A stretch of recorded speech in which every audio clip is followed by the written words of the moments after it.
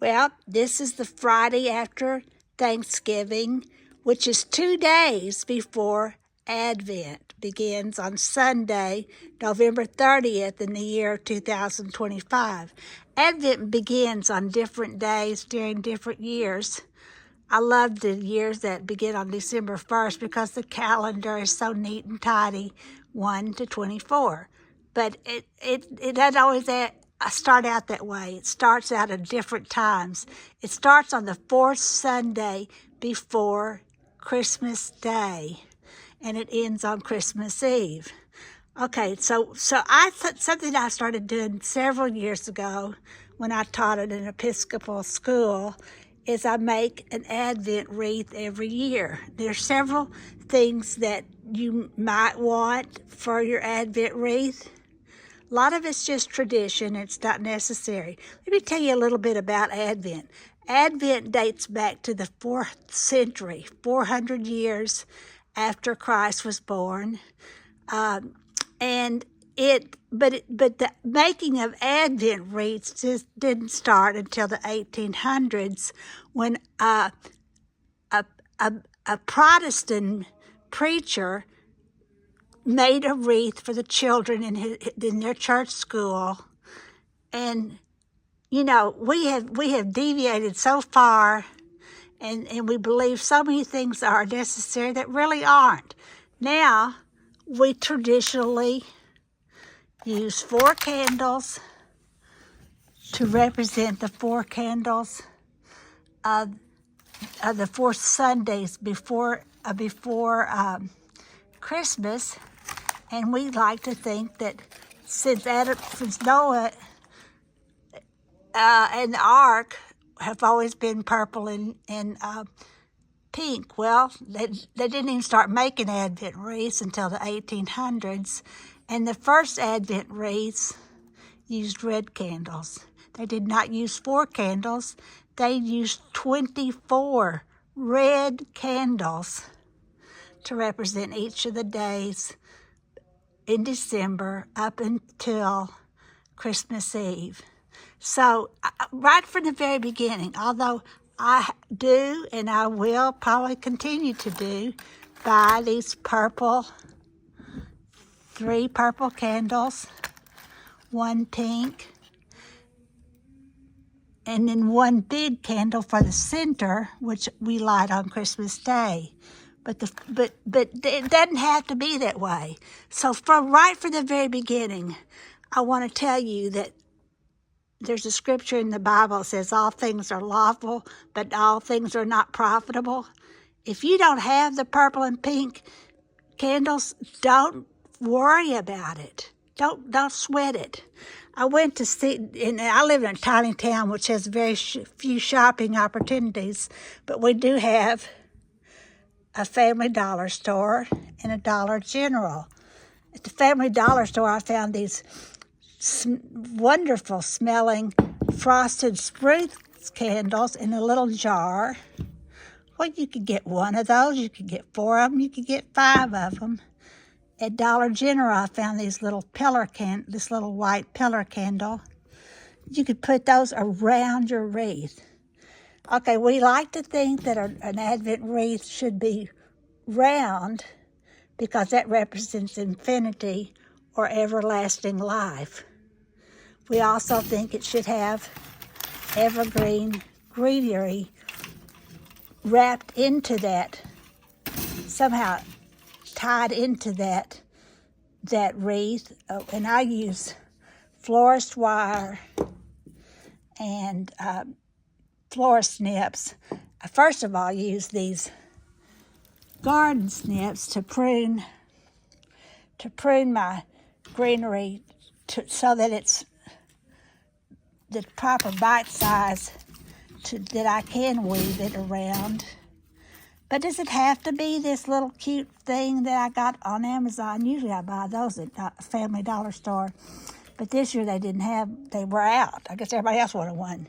No, it doesn't have to be this. In fact, my favorite response, a girl came up to me after church and said, "Now, what did you say we needed for the Advent wreath-making workshop, and I said, not a contest, please understand, it's not a contest.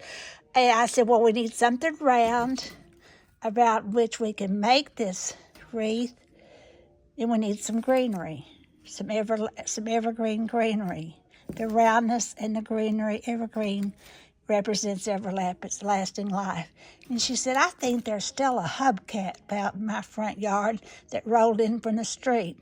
I think I'll bring that. I said, well, that is the best idea I think I've ever heard. Just use a hubcap. Why not? And I got to thinking, the day after Thanksgiving, there must be 5,000 of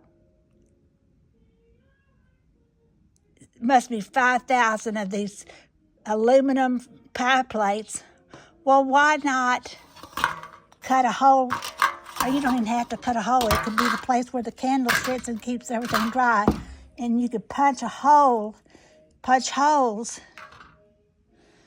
all around that and use segments of wire to attach the wire to that. You still have an Advent wreath. Now here's something else that I'm going to give you permission to do.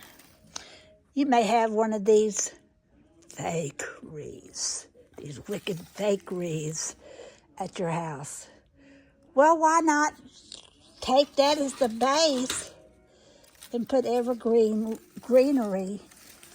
evergreen greenery into that fake, terrible wreath. And I'm just kidding when I say that. But you could still use that fake wreath and just overcome or overwhelm the fake greenery with your everlasting greenery. We like to think that the candles will be in the same circle as the wreath. Well, I bought this little Advent candle form a couple of years ago. Before that, at one time I had a very wonderful pottery Advent candle, and I feel like starting a GoFundMe page to buy me another one. That one burned up in a house fire. But I found this on this metal, it was not very expensive at all, an Advent wreath, the round metal part of an Advent wreath with 4 candle holders. What I do is I usually will wrap my greenery through the holes around this. I will put the white candle in the middle, and I spread these purple and pink candles around the outside. But that is just an option. You don't have to do that. Now, what I do like to do is I like to put this whole thing on a plate, because each day, some just light the candle, the daily candle, the one candle that you add to the lighting procedure each week. Some people light that candle every day. Some light it just on Sunday. I like the tradition of every night having a special time that I will relight that week's candle until the next Sunday, and I'll start lighting the second candle, the first candle and the second candle. I'll light that every day until the third week, and by the end of that, I have all 5 candles. On Christmas Day, I will have all 4 candles to light, plus this Christmas Day candle.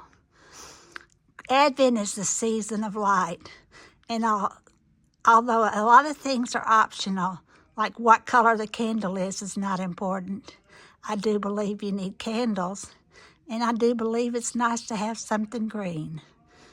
And that's just what I want to say. People in Water Valley, I'm having an Advent decorating workshop at my studio tomorrow from 11 till 1. And anybody who wants to come is welcome to come. Bring your own greenery. You don't even have to buy your candles until later, because I'm not providing the materials. I'm just providing the space and the energy and the time to help you make one. So I hope to see you tomorrow. Bye-bye.